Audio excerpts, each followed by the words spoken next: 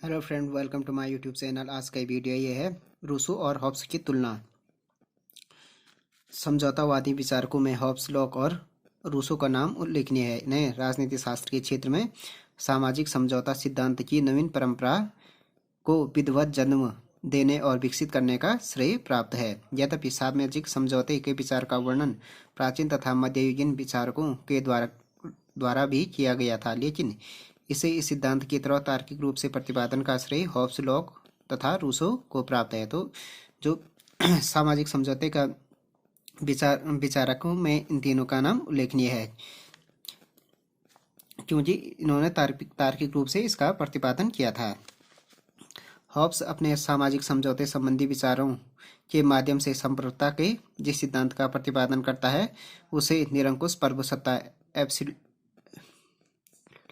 Absolutism कहा जाता है। इसके विपरीत लॉक सीमित प्रभुसत्ता के सिद्धांत का प्रतिपादन करता है और रूसो जन प्रभुसत्ता का प्रतिपादन करता है। ऐसा कहा जाता है कि हॉब्स की निरंकुश प्रभुसत्ता और रूसो की जन प्रभुसत्ता की विशेषताएं लगभग समान है। ऐसी स्थिति में हॉब्स की निरंकुश प्रभुसत्ता और रूसो की जन प्रभुसत्ता की विशेषताएं लगभग समान है। ऐसी स्थिति में हॉब्स की भांति रूसो के राज दर्शन में भी निरंकुशतावाद के तत्व दृष्टिगोचर होते हैं। तो हॉब्स का जो प्रभुसत्ता का सिद्धांत था वो निरंकुश प्रभुसत्ता का सिद्धांत था। लॉ का सीमित प्रभुसत्ता और जो रूसो था उसका जन प्रभुसत्ता या लोक प्रभुसत्ता का सिद्धांत था। हॉब्स का लेवियाथन अथवा हॉब्स के राज दर्शन में निरंकुशतावाद के तत्व। हॉब्स ने अपने प्रसिद्ध जो उनकी पुस्तक थी लेवियाथन में अपने सामाजिक समझौता चिंतन का प्रतिपादन किया। इस पुस्तक का प्रकाशन सन 1651 में हुआ। बाइबल के कथानुसार जब यह लेवियाथन एक समुद्री राक्षस है, किंतु हॉब्स इसका प्रयोग प्राकृतिक दशा की अराजकता और मत्स्य न्याय का अंत करने की दृष्टि से मनुष्यों द्वारा किए गए समझौते से उत्पन्न होने वाली संपूर्ण प्रभुसत्ता संपन्न राजशक्ति के लिए करता है। उसने अपने ग्रंथ के मुखपत्र पर इन सब मनुष्यों से मिलकर बनने वाले एक विराट पुरुष या महामानव के रूप में चित्रित किया। महामानव या लेवियाथन की सारी देह छोटे छोटे मनुष्यों से भरी हुई है, जो यह सूचित करती है कि सब ने इसे अधिकार देकर सामाजिक समझौते के संपूर्ण संप्रभुता संपन्न लेवियाथन का निर्माण किया है। मुख पृष्ठ से ऊपरी आधे हिस्से में यह दिखाया गया कि एक सुव्यवस्थित रीति से बनाए गए नगर और पहाड़ के पीछे लेवियाथन के रूप में मुकुट दंडित दाएं हाथ में तलवार और बाएं हाथ में धर्म दंड धारण किए हुए महामानव खड़ा है। इसका अर्थ यह है कि शासन और धर्म के दोनों क्षेत्रों में उसे सर्वोच्च अधिकार प्राप्त है। कट पर्यंत दृष्टिगोचर होने वाली उसकी सारी देह और उसकी ओर कृपा के लिए निहार रहे छोटे छोटे मनुष्यों के चित्रों से ढकी हुई है। यह इस बात का प्रतीक है कि सब मनुष्यों ने समझौते के द्वारा अपनी शक्ति उसे समर्पित कर दी है तथा वे भक्तिभाव से नतमस्तक होकर उसकी सब आज्ञाओं का पालन करने के लिए प्रस्तुत है। अपनी पुस्तक लेवियाथन में हॉब्स राज्य का अध्ययन मानव स्वभाव के विश्लेषण से आरंभ करता है। वह मनुष्य को एक स्वार्थी और भयग्रस्त प्राणी के रूप में देखता है। हॉब्स जो स्वयं अपने ही हित साधन की चेष्टा में लगा रहता है। अपने स्वार्थ के लिए वह निरंतर लड़ाई झगड़ा करता रहता है। मनुष्य में निरंतर तीन कारणों से क्या होता है, संघर्ष चलता है। एक तो ये प्रतिद्वंद्विता, दूसरा भय और तीसरा कीर्ति की लालसा। राज्य की उत्पत्ति से पूर्व की स्थिति को हॉब्स प्राकृतिक अवस्था की संज्ञा देता है। प्राकृतिक अवस्था सबके विरुद्ध लड़ाई की स्थिति है। प्राकृतिक अवस्था में कतिपय प्राकृतिक नियमों का भी मनुष्य पालन करते थे। हॉब्स ने विभिन्न प्रकार के 19 नियम गिनाए हैं, जिनमें 3 प्रमुख हैं। व्यक्ति को शांति स्थापित करने का प्रयत्न करना चाहिए। दूसरा हो गया व्यक्ति को शांति स्थापना के लिए तथा व्यक्तिगत सुरक्षा की दृष्टि से अपने सब अधिकारों का परित्याग करने के लिए प्रस्तुत रहना चाहिए, बेशर्त कि अन्य व्यक्ति भी ऐसा करने के लिए सहमत हो। तीसरा हो गया व्यक्ति को अपने समझौते का पालन करना चाहिए।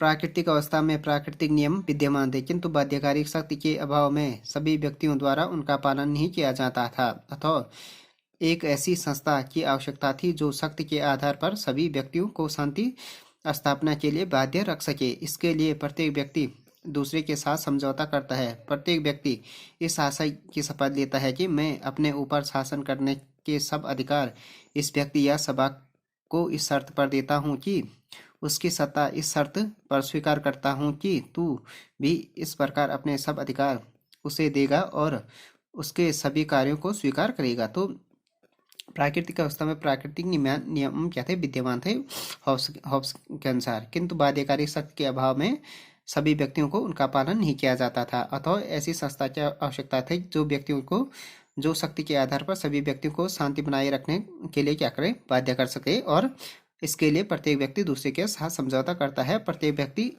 इस आशय से शपथ लेता है कि क्या मैं अपने ऊपर शासन करने वाले सब अधिकार एक व्यक्ति या इस व्यक्ति या समाज को इस शर्त पर देता हूँ कि ताकि इससे उसकी सत्ता इस शर्त पर स्वीकार करता हूँ उसकी सत्ता इस शर्त पर स्वीकार करता हूँ कि जो दूसरा आदमी इसी प्रकार अपने अधिकार उसे देगा और उसके सभी कार्यों को स्वीकार करेगा। हॉब्स के इस समझौते के परिणाम स्वरूप ऐसा स्पष्ट झलकता है कि राज्य को अपरिमित संप्रभुता प्रदान कर देता है और उसके अनुसार व्यक्तियों के लिए सभी परिस्थितियों में राज्य के आदेश का पालन करना अनिवार्य है। संप्रभु शासक की शक्ति असीम है, वह किसी भी लौकिक उत्तरदायित्व से बाध्य नहीं है और उस पर संविधान, प्राकृतिक विधि और ईश्वरीय इच्छा का कोई प्रतिबंध नहीं लगाया जा सकता है। अब हो गया रूसो की जो सामान्य इच्छा अथवा राजदर्शन में निरंकुशतावाद के तत्व। राजदर्शन में रूसो को स्वतंत्रता, व्यक्तिवाद, जनसंप्रभुता और लोकतंत्र का प्रतिनिधि विचारक माना जाता है, किंतु यह आश्चर्य की बात है कि अपनी सामान्य इच्छा के सिद्धांत द्वारा जनसंप्रभुता का समर्थन करते करते उसका चिंतन क्या हो गया? निरंकुशतावाद में परिवर्तित हो गया। रूसो ने अपनी प्रसिद्ध पुस्तक जो सोशल कॉन्ट्रैक्ट में मानव स्वभाव का चित्रण करते हुए आदम मनुष्य को पशुतुल्य, निष्पाप और आदर्श बराबर बताया है। उसे नैतिकता के विचारों से रहित सहज भावना से काम करने वाला बुद्धिहीन प्राणी कहा है।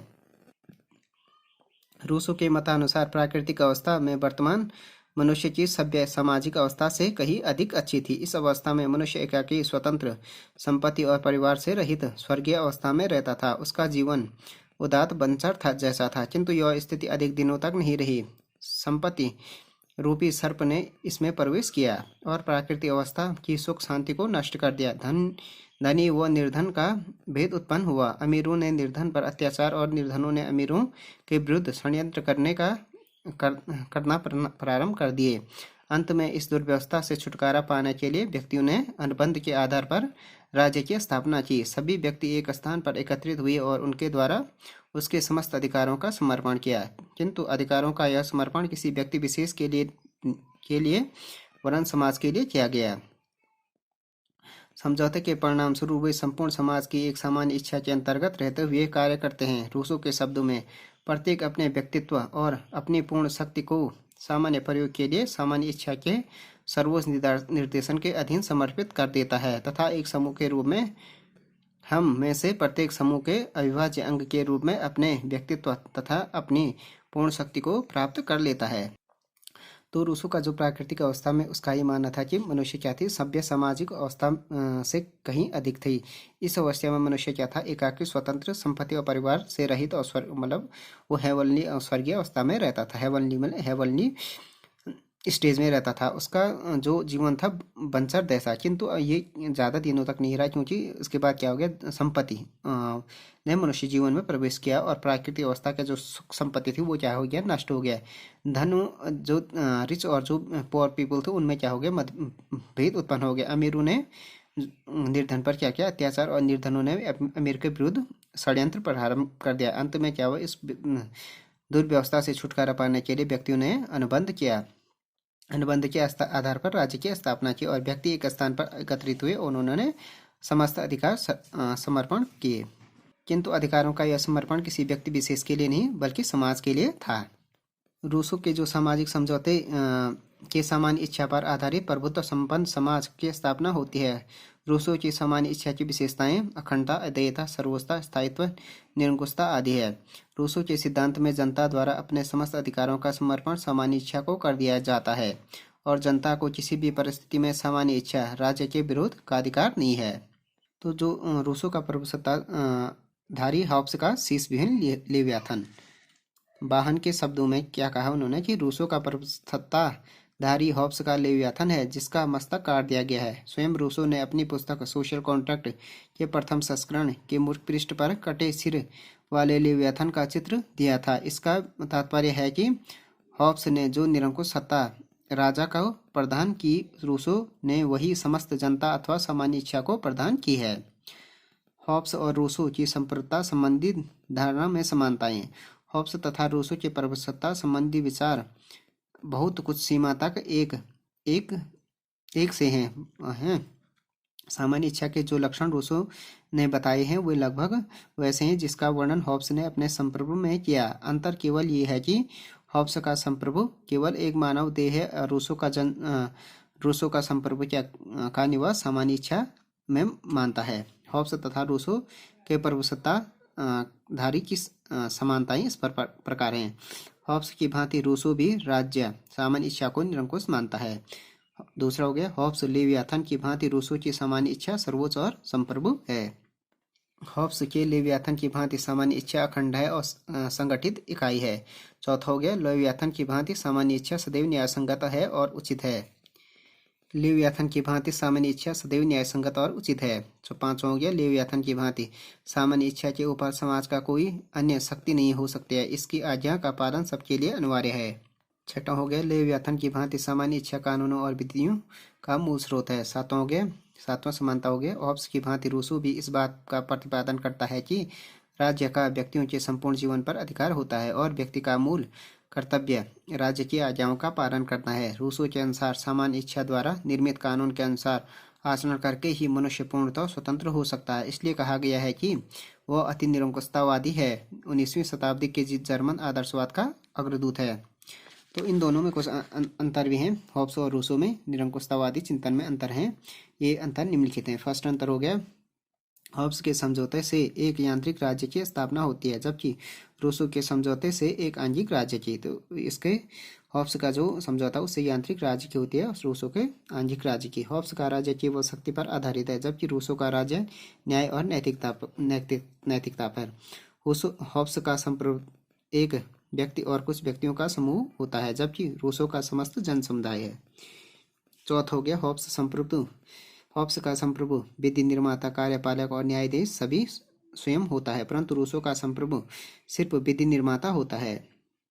पांचवा हो गया हॉब्स का व्यक्ति सामाजिक समझौते के द्वारा अपने सब अधिकार संप्रभु को सौंप देता है और इसके बदले में उसे आत्मसुरक्षा के अतिरिक्त और कुछ प्राप्त नहीं होता है। इसके विपरीत रूसो का व्यक्ति सब कुछ खो देने पर भी कुछ नहीं खोता है क्योंकि वह भी संप्रभुता में भागीदार होता है और जो अधिकार अपने ऊपर वह अन्य को देता है वही अधिकार वह स्वयं दूसरों के ऊपर पा लेता है। छठा हो गया हॉब्स के जो संप्रभु किसी प्रकार का अंकुश नहीं होता है परंतु रूसो की सामान्य इच्छा के लिए उसका न्यायपूर्ण और नैतिक होना आवश्यक है और यह तभी संभव है जब वह सार्वजनिक कल्याण की भावना से कार्य करे।